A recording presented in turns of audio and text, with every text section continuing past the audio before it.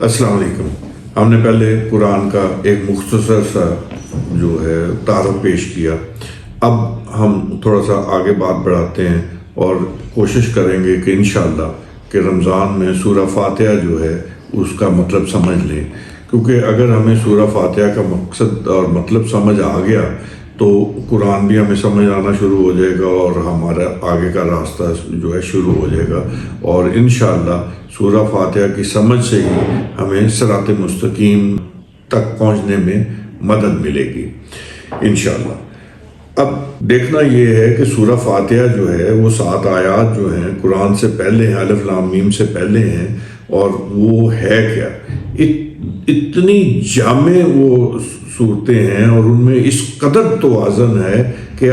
جتنا آپ اس پہ غوطہ زن ہوتے ہو، جتنا غور کرتے ہو، اس کی ڈائمنشنز بڑھتی چلی جاتی ہیں اور آدمی حیران و پریشان ہو جاتا ہے کہ ان کہاوت ہے نا کہ دریا کو کوزے میں بند کرنا، یہاں دریا کو کوزے میں نہیں بند کیا، یہاں سمندر کو کوزے میں بند کر دیا۔ اور یعنی اگر سورہ فاتحہ کو ہم دیکھیں تو سورہ فاتحہ کے 3 پہلو جو ہیں اس پہ نکلتے ہیں۔ پہلا تو جو ہے وہ یہ ہے کہ وہ پورے قرآن کا خلاصہ ہے، جس طرح ہم کہتے ہیں کہ کسی سینئر کو اگر ہم نے سمری دینی ہے، یعنی ایگزیکٹو سمری دینی ہے، تو پورا تھیسس ہم نے نہیں اس کے سامنے پیش کرنا، اس کا نچوڑ جو ہے ہم آگے لے کے آتے ہیں۔ تو اللہ تعالیٰ نے یہ ایک ایگزیکٹو سمری کے طور پہ خلاصہ قرآن جو ہے سورہ فاتحہ کی صورت میں ہمیں دیا، کہ جس میں جو مضامین اور جو باتیں اللہ نے کر دی ہیں مختصر مگر جامع، اور وہ کئی طرف وہ اشارے جا رہے ہیں، تو وہ ان کی تفصیل پھر آگے پورے قرآن میں آپ کو ملتی ہے۔ دوسرا جو اس کا خوبصورت پہلو ہے سورہ فاتحہ کا، وہ ہے اللہ اور بندے کا تعلق، کہ اللہ اور بندے کا تعلق کیا ہے، مالک اور عبد کا جو تعلق ہے۔ عبد کیا ہے؟ عبد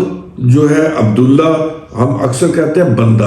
بندہ تو ہے، لیکن بندے کے ساتھ اس میں دوسری چیز جو شامل ہے، عربی کا ایک کلیہ ہے کہ اس کے جو ہم اردو کے معنی میں اگر بندے کو لیں گے یا عبد کو لیں گے تو وہ ہمیں اور معنی ملے گا، اگر ہم عربی پہ فوکس کریں گے تو ہمیں دوسرا معنی ملے گا۔ عربی میں عبد غلام کو کہتے ہیں۔ اب وہ غلام اگر ہمیں سمجھ آ جائے کہ وہ ہم آقا کے غلام ہیں، وہ ہمارا مالک ہے، اور یہ سورہ فاتحہ ہمیں بتائے گی، سمجھائے گی کہ بھئی ہمارا اللہ کے ساتھ کیا تعلق ہے، ہم اس کے غلام ہیں، تو غلام کا کیا کام ہے کہ وہ آقا کی بات نہ مانے، لیکن کمال شان ہے اس آقا کی کہ اس نے سارا کچھ بتا کے، سارا ایک لائن دائرہ کھینچ کے ہمیں بتا دیا اور پھر ہمیں اختیار دے دیا کہ جاؤ اب جو کرنا ہے کرو اب، اور اس اختیار کا اس نے پھر آخرت میں حساب کتاب کے لیے ہمارے ساتھ بندوبست کر لیا۔ اور پھر دوسری بات جو ہے، اس نے ہمیں جو کچھ دیا، کمال ہے کہ جب اس نے آدم بنایا تو اس پہ خود ناز کیا اور کہا کہ میں نے یہ ایک شاہکار بنایا ہے، آسن تقویم ہے، اور پھر یہ ہے کہ جو کمپلیکس بھی ہے اور کنٹینیوسلی چینجنگ بھی ہے، اور اسے علم بھی عطا کیا۔ اب وہ جو اس کو علم عطا کیا، علم کی بنیاد پہ اس کو کچھ انفارمیشن ملی، کچھ نالج ملی، کچھ باقی چیزوں کا ادراک ہوا، لیکن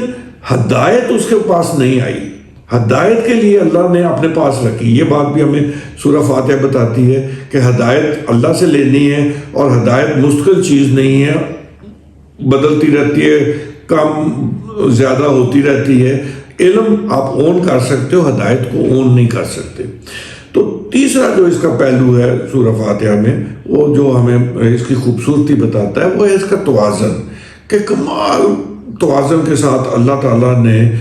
سورہ فاتحہ میں پہلی 3 آیات میں اپنا جو ہے تعارف کروایا ہے، الحمدللہ رب العالمین مالک یوم الدین۔ پھر اس کے بعد اس نے عبد کا ذکر کر دیا کہ ایاک نعبد و ایاک نستعین اہدنا الصراط، آگے پھر دعا اس کی آگے کہ مجھے ہدایت دینا۔ ہدایت ہمیں مانگنی پڑتی ہے، ہدایت مستقل چیز نہیں ہے، اور ہدایت جو ہے اس میں کمی بیشی ہوتی رہتی ہے. یہ ساری باتیں ہم دیکھیں گے اور سمجھیں گے اور تو انشاءاللہ مل کے تدبر کریں گے. آئیے آپ بھی کوشش کریں, میں بھی کوشش کرتا ہوں کہ یہ رمضان ہم اپنے لیے آسانیاں پیدا کرنے والا بنائیں اور دین کی ہمیں سمجھ آئے, قرآن کے ساتھ ہم جڑ سکیں اور اپنی زندگیاں جو ہیں اصل مقصد کی طرف ہم لوٹ آئیں. شکریہ.